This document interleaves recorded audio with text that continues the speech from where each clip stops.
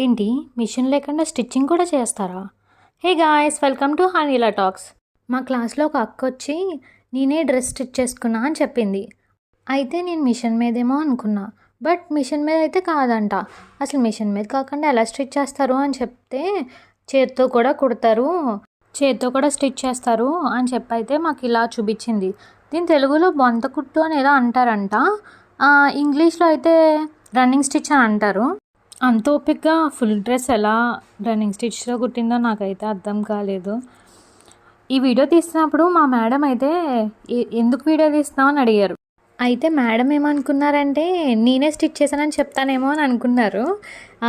ఈ video తీసినంతసేపు full నవ్వుకుంటూనే ఉన్నాం.